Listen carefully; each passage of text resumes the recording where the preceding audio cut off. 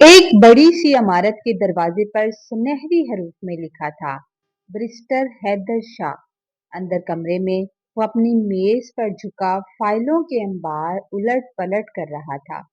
कागजों की सरसराहट और पंखे की मध्यम गड़गड़ाहट में वो पूरी तरह महक था कि अचानक बाहर से शोर बुलंद होता है। उसने चौंक कर खिड़की से झांका तो देखा कोई कम उम्र लड़की, जिसकी उम्र बामुश्किल 18 या 20 वर्ष की होगी, चौकीदार से उलझ रही थी। लड़की जिद कर रही थी कि वो अंदर जाना चाहती है, जबकि चौकीदार बजिद था कि बगैर अपार्टमेंट के कोई भी सीधा बैरिस्टर साहब से नहीं मिल सकता। ये देखकर हैदर शाह ने सर हिलाया और वापस अपनी कुर्सी पर आ बैठा। अभी उसने दोबारा फाइलों पर नजर डाली ही थी कि रिसेप्शन से फोन की घंटी बजी। दूसरी तरफ से इत्तला मिली, सर, एक लड़की जबरदस्ती अंदर आने की कोशिश कर रही है। हमने समझाया है, बहुत रोका, लेकिन वो रो रो कर मिन्नत समाजित कर रही है कि बस एक बार आपसे मिलने दिया जाए। अब आपका क्या हुक्म है? हैदर शाह ने लम्हा भर को सोचा और फिर इत्मीनान से कहा, अच्छा, आने दो उसे। चंद लम्हे बाद दरवाजा खुला। अंदर एक निहायत हसीन, खूबसूरत और मासूम से चेहरे वाली लड़की दाखिल हुई थी। उसकी सादा सी ड्रेस, कांधों पर बिखरे लंबे बाल और खौफ और इल्तिजा से भरी आंखों ने कमरे का माहौल बदल डाला था।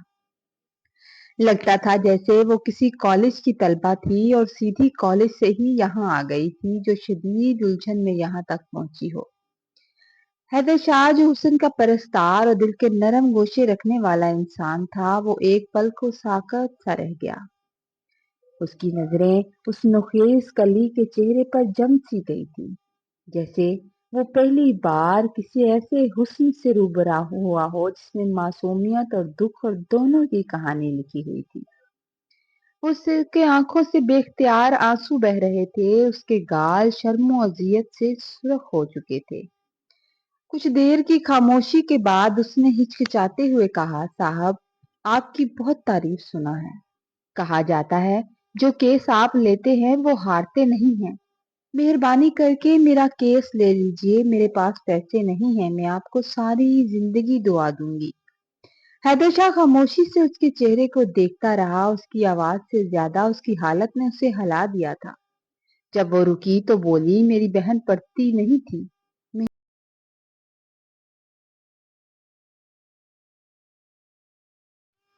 मेहनत करके हमें पढ़ाती थी, मगर रास्ते में कुछ लोगों ने उसके साथ ज्यादती की और आखिरकार उसे मार डाला। मैं उनसे बदला लेना चाहती हूँ, बराह करम मेरी मदद कीजिए। ये सब कहकर उसने अपने गले का वो बारीक से सोने का चैन, जो शायद उसकी जिंदगी की एक कीमती चीज थी, मेज पर रख दिया और दबी हुई आवाज में कह गई कि ये मेरी तरफ से फीस है।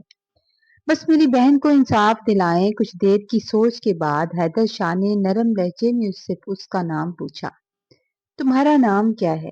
और वो बोली, मेरा नाम जोया है। फिर वो अचानक एक कदम करीब आया। करीब आकर कहने लगा, जोया, मैं तुम्हारा केस जरूर लड़ूंगा, मगर मेरी एक शर्त है। जोया के दिल की धड़कन तेज हो गई और वो खौफ सदा सी बोली, क्या शर्त है? तो हैदर शाह ने पुरसुकून मगर पुख्ता अंदाज में कहा, तुम्हें 1 महीने के लिए मुझसे निकाह करना होगा। 1 महीना मेरी बीवी की हैसियत से तुम यहाँ रहोगी। तुम्हें अपने तमाम फराइज पूरी तरह निभाने होंगे। मैं तुम्हारा केस लड़कर भी तुम्हें जीत दिला दूंगा और 1 महीने के बाद जब चाहो तुम्हें छोड़ दूंगा। यही मेरी जमानत है, क्योंकि तुम्हारे पास फीस नहीं है। ये सुनकर जोया की जमीन खिसक गई, मगर आंखों में फिर वही उम्मीद और दुख झलक उठा था। कुछ लम्हों की खामोशी के बाद उसने हिम्मत बांध कर सर हिला दिया और आस्तगी से बोली, मुझे मंजूर है। हैदर शाह बड़े अंदाज में मुस्कुराया और नरमी से बोला, बेफिक्र होकर घर जाओ। यहाँ अपना फोन नंबर, अपना पता लिख दो। मैं कल खुद पहुंच जाऊंगा, बस तुम तैयार रहना। जोया के हाथ खौफ से कांप रहे थे, मगर उसने कपकपाते हाथों से कागज पर अपने दस्तखत के साथ फोन नंबर और पता लिख दिया था। फिर वो भारी कदमों के साथ घर की तरफ रवाना हुई। उसके हर कदम पर दिल चाहता था कि वो पलटकर हैदर शाह को इनकार कर दे, उस पर बरस पड़े, मगर दिल की भड़ास निकाल दे। मगर जैसे ही उसकी आंखों से के सामने बहन का खून में लथड़ा हुआ चेहरा उभरता, اس کے ہونٹ سل جاتے اور وہ کچھ بولنے کے قابل نہ رہتی۔ گھر پہنچی تو دروازہ کھٹکھٹایا۔ ماں نے دروازہ کھولا اور بھرائی ہوئی نگاہوں سے بیٹی کو دیکھا۔ آ گئی میری بچی، ملا کیا؟ کیا کہا اس نے؟ کیا وہ ہمارا کیس لے گا؟ ماں نے ایک ہی سانس میں بے شمار سوالات کر ڈالے تھے۔ زویا خاموشی سے آ کر ماں کے سامنے بیٹھ گئی، پھر دھیرے سے بولی، ہاں اماں، میں ملی ہوں اس سے۔ اس نے وعدہ کیا ہے کہ ہمارا کیس ضرور لڑے گا اور ہمیں انصاف دلا کر رہے گا۔ ماں کی آنکھوں میں امید کی ایک کرن جاگی اور وہ خوشی سے بولی، تو کیا وہ بغیر فیس کے لڑے گا؟ یہ کہتے ہوئے اس کی نظر بیٹی کی گردن کی طرف اٹھی، جیسے کچھ سمجھ گئی ہو، پھر آہ بھری اور لرزتی ہوئی آواز میں کہا، میری بچی، کیا تم نے اپنے باپ کی آخری نشانی وکیل کو دے دی؟ زویا نے سر جھکا کر ہلکا سا اس بات میں جواب دیا اور آستگی سے کہا، اماں، اس کو فیس دینا بھی بہت ضروری تھا۔ یہ کہہ کر وہ کمرے میں جا کر اپنا یونیفارم بدلنے لگی تھی۔ اس نے ماں کو یہ سچ نہیں بتایا تھا کہ وکیل نے اصل میں کون سی شرط رکھی تھی۔ چند مہینے پہلے ہی وہ اس کی بڑی بہن، جو آنکھوں میں خواب سجائے یونیورسٹی جاتی تھی، کچھ بننا چاہتی تھی، ایک طاقتور شخص کی نافرمانی کرنے پر اسے اغوا کر لیا گیا، اس کے ساتھ ظلم کیا گیا اور آخر کار اسے موت کے گھاٹ اتار دیا گیا۔ یہ خبر سن کر ان کے باپ کو دل کا دورہ پڑ گیا اور وہ موقع پر ہی دنیا سے رخصت ہو گئے۔ اب گھر میں ماں اور یہ دو بیٹیاں ہی رہ گئی تھی جو اپنی اس کے ساتھ زندگی گزار رہی تھی۔ زویا نے ساری رات جاگ کر گزار دی، ایک لمحے کے لیے بھی سکون اسے نصیب نہیں ہوا۔ حیدر شاہ کی باتیں اس کے ذہن سے نکل ہی نہیں رہی تھی اور عجیب عجیب خیالات اس کے دل کو کچوٹے لگا رہے تھے۔ وہ سوچ رہی تھی کہ یہ سب ماں کو کیسے بتائے۔ اگر ماں نے یہ سب سن لیا تو اس پر جیسے مصیبت کا پہاڑ ٹوٹ پڑے گا۔ کھڑکی سے باہر دیکھتے دیکھتے ہی صبح ہو گئی تھی۔ زویا نے نماز ادا کی ہی تھی کہ اچانک دروازے پر باہر گاڑی رکنے کی آواز آئی۔ ماں نے دروازہ کھولا تو حیدر شاہ باہر کھڑے تھے۔ انہوں نے تعارف کراتے ہوئے کہا کہ وہ وکیل ہیں اور آپ کی بیٹی سے بات کرنے آئے ہیں۔ ماں گھبرا کر فوراً پیچھے ہٹ گئی اور انہیں اندر بلا کر عزت و احترام سے چارپائی پر بٹھایا، خود ان کے قدموں میں بیٹھ گئی۔ یہ منظر دیکھ کر زویا بھاری قدموں کے ساتھ کمرے سے نکلی اور کچھ فاصلے پر آ کر رک گئی۔ حیدر شاہ نے ایک نظر زویا پر ڈالی اور پھر ماں سے کہا، جن لوگوں نے آپ کی بیٹی کے ساتھ ظلم کیا ہے وہ بہت طاقتور ہیں۔ اگر ہمیں ان کے خلاف مقدمہ لڑنا ہے تو ضروری ہے کہ آپ مجھے اپنے خاندان کا حصہ بنا لیں۔ میری بات کا مطلب یہ ہے کہ زویا کا نکاح مجھ سے کر دیں تاکہ کوئی اس پر بری نظر نہ ڈال سکے۔ ہو سکتا ہے کہ بعد میں وہ لوگ اسے نقصان پہنچانے کی کوشش کریں، اس لیے اس کا تحفظ اسی صورت میں ممکن ہے۔ یہ سن کر ماں کی آنکھیں پھترا گئی تھی۔ اس نے نم آنکھوں سے پہلے بیٹی کی طرف دیکھا اور پھر اس وکیل کی طرف اور پھر آہ بھری، وکیل صاحب، میری بچی ابھی بہت چھوٹی ہے۔ حیدر شاہ نے تو حمل سے جواب دیا، ٹھیک ہے، آپ سوچ لیجئے، جیسے آپ کو بہتر لگے، میں یہیں بیٹھا ہوں۔ آپ فیصلہ کر لیجئے، آپ کو کیس لڑوانا ہے یا نہیں۔ ماں خاموش ہو گئی۔ زویا جو قریب کھڑی یہ سب سن رہی تھی، دھیرے سے آگے بڑھی اور لرزتی ہوئی آواز میں بولی، وکیل صاحب، مجھے کوئی اعتراض نہیں۔ آپ جب چاہیں میں آپ سے نکاح کے لیے تیار ہوں۔ جب زویا نے یہ الفاظ کہے تو ماں نے پلٹ کر زویا کی طرف دیکھتی رہ گئی۔ ماں کی آنکھوں جیسے پتھر اتر آئے تھے، کانوں کو یقین نہیں آ رہا تھا کہ میری بیٹی نے یہ کیا کہا ہے۔ حیرت اور سکون کے بیچ آنکھوں میں آنسو جم پڑے تھے اور وہ اس کیفیت سے باہر نکل نہیں پا رہی تھی۔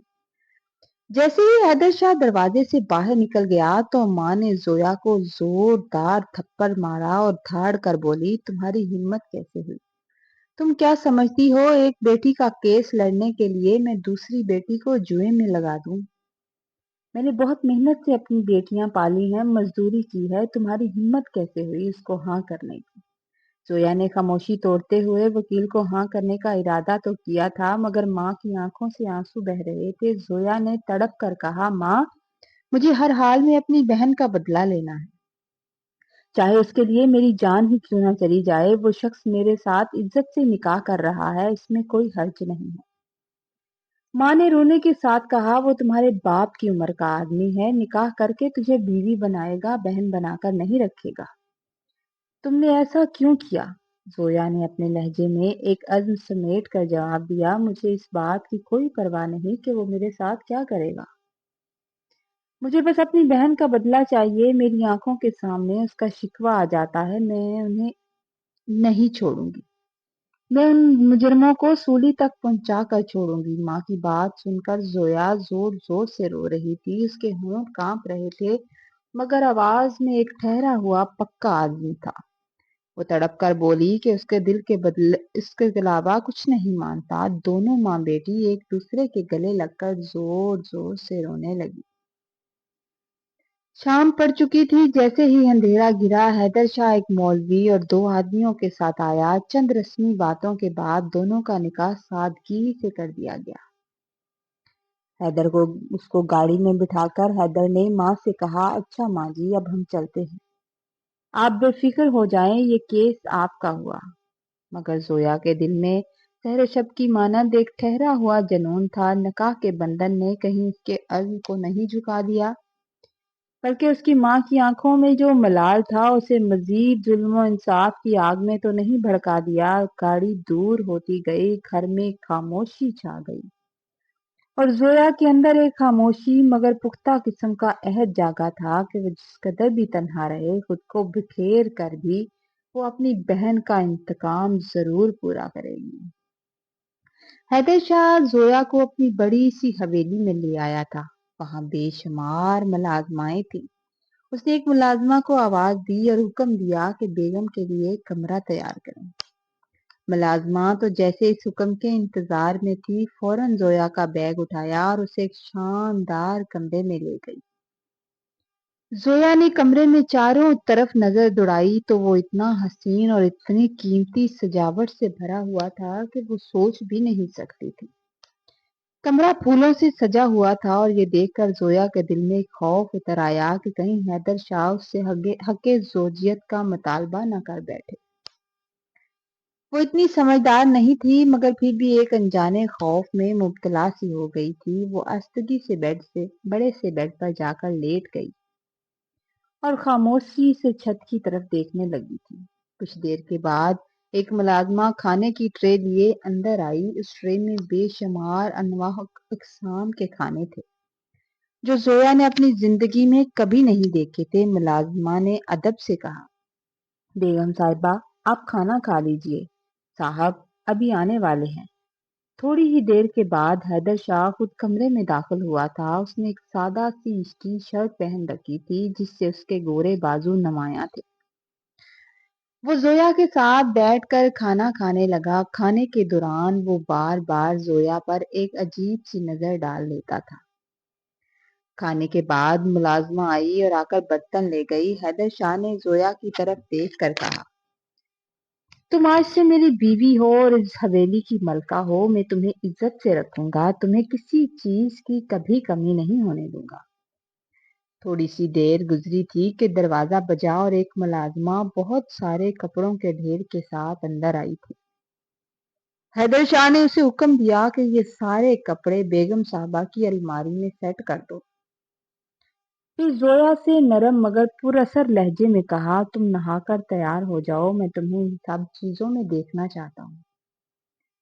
حیدر شاہ نے جیسے ہی زویا کا ہاتھ پکڑا تو وہ پیچھے ہٹی اور غصے سے بولی، لو، میرا جسم چاہیے۔ تمہیں میرا جسم چاہیے تھا نا؟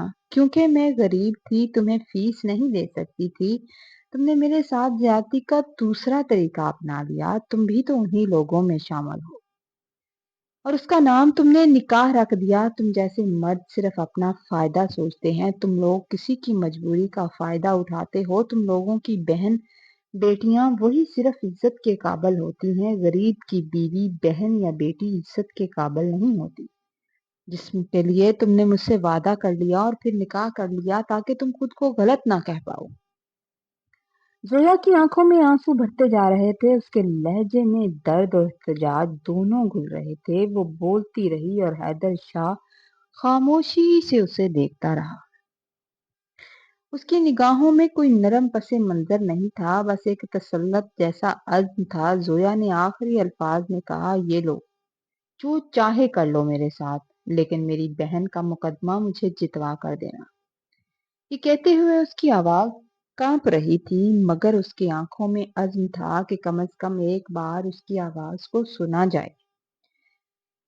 کچھ دیر وہ دونوں ایک دوسرے کو دیکھتے رہے، پھر حیدر شاہ نے آہستگی سے گاڑی کی چابی اٹھائی اور مزید کچھ کہے بغیر وہاں سے نکل گیا۔ رات جب آئی تو زویا کو کچھ دیر بعد نیند آ گئی اور وہ کافی دیر سوئی رہی۔ صبح جب وہ بیدار ہوئی تو گھڑی 10 بجے کا وقت دکھا رہی تھی۔ جیسے ہی اس نے کمرے کا دروازہ کھولا تو ایک ملازمہ اندر آئی اور بولی، آپ کو کہا تھا کہ جیسے ہی آپ اٹھ جائیں تو ہم کھانا لے آئیں اور آپ کو کھلا دیں۔ وہ ناشتہ لے کر آ گئی۔ زویا نے حیرانی سے سوچا کہ حیدر شاہ کل دوبارہ اس کے بعد اس کے کمرے میں کیوں نہیں آئے۔ پورا دن وہ حیدر کا انتظار کرتی رہی مگر وہ نہیں آیا۔ شام ہوتے ہی جب باہر گاڑی کی آواز سنائی دی تو زویا فوراً سے باہر نکلی۔ وہیں دیکھ کر اس کا دل دھڑک اٹھا۔ حیدر شاہ گاڑی سے اتر رہا تھا۔ زویا کے ساتھ بہت اچھا سلوک اس گھر میں کیا جانے لگا۔ ملازم اس کا بہت خیال رکھتے تھے، اس کے کھانے پینے، کپڑوں، ہر ضرورت کا بندوبست کیا جاتا۔ وہ اس گھر میں ایسے رہ رہی تھی جیسے کوئی ملکہ ہو۔ کبھی کبھار جب اس کی نظر حیدر شاہ پر پڑتی تو وہ نظر جھکا کر چلا جاتا تھا، حالانکہ زویا جانتی تھی کہ جب بھی وہ دل سے دیکھتی وہ عموماً کسی کیس کا مطالعہ کر رہا ہوتا تھا یا فون پر بھی اسی حوالے سے بات کر رہا تھا۔ وہ اسے دیکھنے کے لیے بے چین رہنے لگی۔ جیسے ہی وہ جاتا یا دفتر سے آتا وہ باہر کھڑی ہو کر اسے تکنے لگتی۔ آج جب حیدر شاہ کی گاڑی رکی اور وہ باہر نکلا تو زویا نے اسے دیکھ لیا۔ شاہ اس کی طرف آیا تاکہ اس سے بات کر سکے۔ دیکھتے ہی بول پڑا، میں نے کیس فائل کر دیا ہے، میں 1 ہفتے میں تمہارا کیس جتوا دوں گا، تمہارے مجرموں کو جیل بھجوا دوں گا اور پھانسی کی سزا دلوا دوں گا۔ یہ کہہ کر وہ رکا نہیں بلکہ آگے چل دیا۔ زویا اپنے کمرے میں چلی آئی اور خاموشی سے بیٹھ کر سوچنے لگی کہ کہیں اس نے زیادہ تو نہیں بول دیا۔ اگلے روز سے حیدر شاہ روز جاتا اور آ کر بتاتا کہ کیس میں کیا ہوا ہے۔ 10 دنوں کے اندر ہی حیدر شاہ نے سارے مجرم پکڑوا دیے تھے۔ کئی گواہ تو اس نے خود ہی بنا لیے اور FIR سخت کر دی گئی تھی۔ آخر وہ دن آیا جب حیدر شاہ مجھے ساتھ لے گیا۔ عدالت نے انہیں سخت سزا دی اور فیصلہ سناتے ہوئے موت کی سزا واقع ہوئی تھی۔ حیدر شاہ مسکراتے ہوئے زویا کی طرف دیکھ کر آگے آیا اور کہنے لگا، مبارک ہو، تم جیت گئی ہو، تمہاری بہن کا فیصلہ تمہارے حق میں ہو گیا ہے، آج سے تم آزاد ہو۔ پھر وہ بولا، گاڑی کھڑی ہے، اگر تم چاہو تو ڈرائیور تمہیں چھوڑ دے گا، میں گھر جا رہا ہوں۔ زویا سوچ میں گم تھی کہ اچانک اس نے آگے بڑھ کر اس کا ہاتھ پکڑ لیا۔ اس کی آنکھوں سے شکرانے کے آنسو بہنے لگے۔ وہ اپنا سر اس کے کندھے پر رکھ کر رو رہی تھی اور کہا، کیا آپ مجھے یہاں چھوڑ کر اکیلے گھر جائیں گے؟ حیدر نے پلٹ کر ایک لمحے کے لیے اسے مسکراہٹ دی۔ زویا کا ہاتھ مضبوطی سے تھاما اور کہا، چلو گھر چلتے ہیں۔ دونوں ایک دوسرے کے قدم سے قدم ملا کر گھر کی طرف چل پڑے۔ زویا کا دل اندر سے خوشی سے بھر گیا تھا۔